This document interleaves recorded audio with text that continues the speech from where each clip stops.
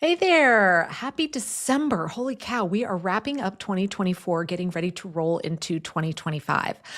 Now, usually when I come on and do live trainings like this, I am talking specifically about all things time management, organization, or planning, tips, strategies, etc., to support women.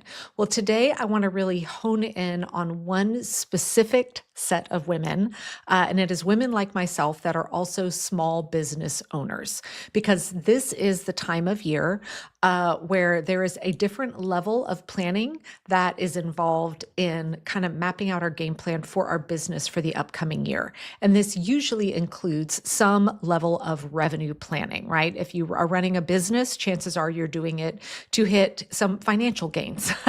Most business owners are doing that, even if it's a not profit. We do need to have a certain amount of revenue coming in through the business.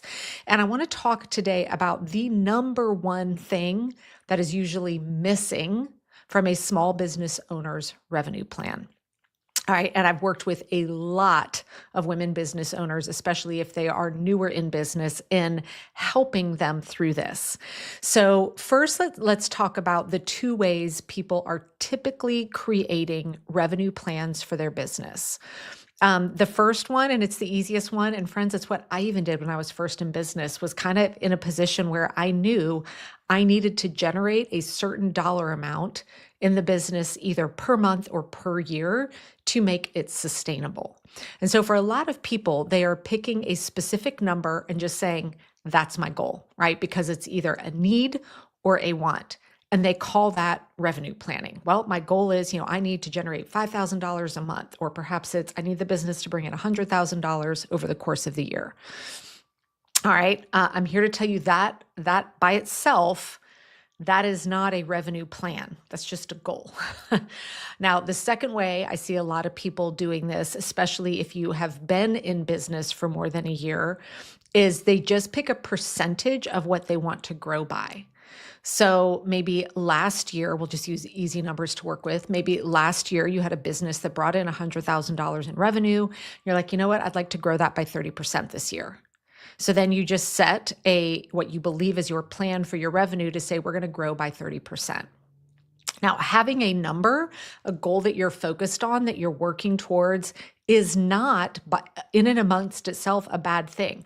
I do set goals around that. However, here is the number one thing that is 99% of the time missing, unless someone has been taught how to do this, from their revenue, target for the year, for their plan for their revenue, is this.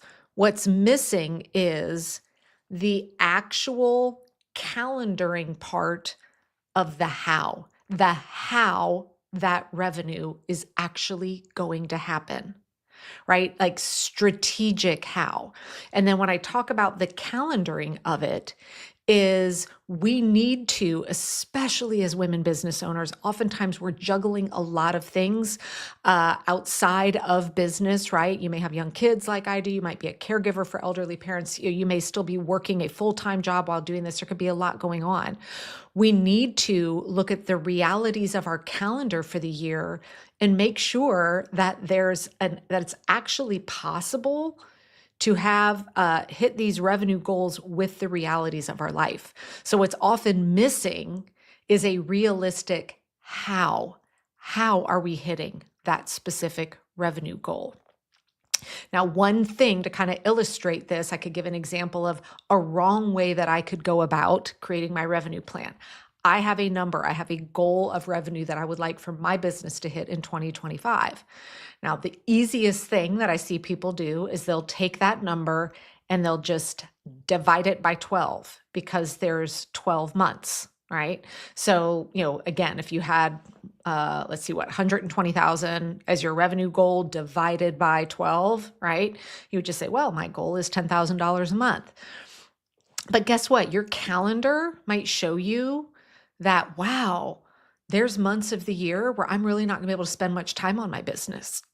Or you might run a seasonal business, right? Maybe you sell goods or provide services that sell really well during certain times of the year, right? Maybe they do really well on Mother's Day and Christmas, or a Father's Day kind of a thing, or it's back to school. So if we're not understanding the how and aligning it with our calendar, and we're just picking a random number and dividing by 12, or picking a number and at the end of every month going, how much closer am I? How much closer am I? It's going to create a ton of uncertainty. And you might be either overselling or underselling yourself, right? You might be setting a revenue goal that's way too low.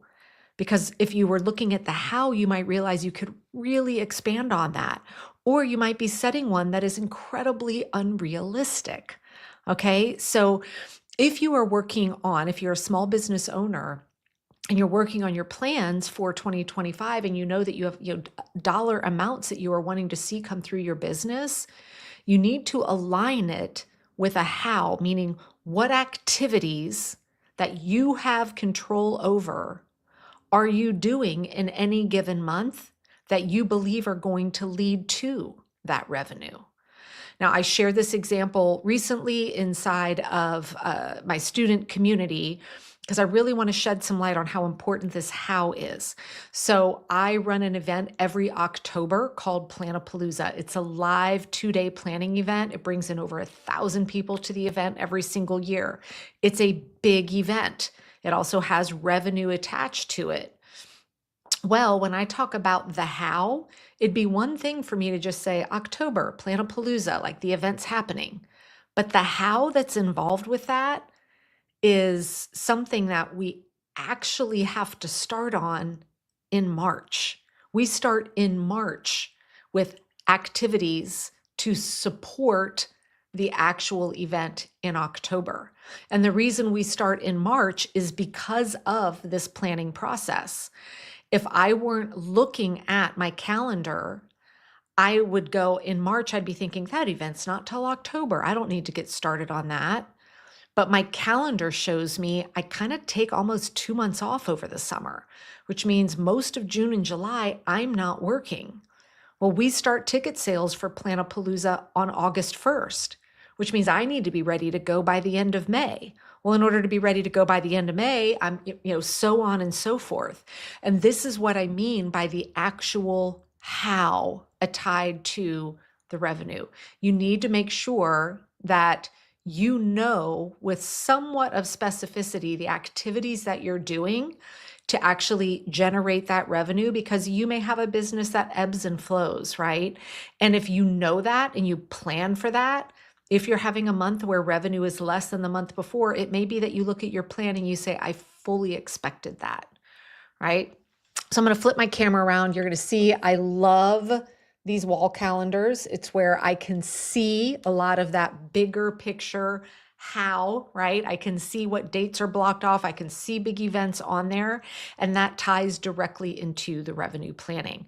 Now, if you want to learn how to do like true revenue planning, like actually calculate it all, et cetera, showing expenses and profit and all of that, I am going to be teaching a revenue planning for small business owners course. I'm going to be doing it live next week in December. And then we also have it all packaged up, available in kind of a DIY course format. And here's the cool thing about it. You are going to learn step by step how to create a revenue plan, a realistic one, and you actually get the template that I use. So it's a Google Sheet. I have it both in Google Sheet and Excel form, and it's the exact spreadsheet I've been using for years to both plan and then track all year long. And so you're going to get your own copy of this that you will be able to use year over year over year.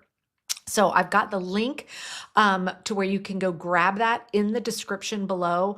Don't let the year start in your business without having done some of this planning, all right? And don't just have a number out there without the underlying how mapped out, because otherwise you're just gonna kind of be shooting in the dark, all right? And I promise you, once you get into it, it is a ton of fun. So happy revenue planning. Let's all get ready to kickstart January knowing what we're planning on doing and how we're going to get ultimately to that end goal or finish line that we have mapped out for ourselves.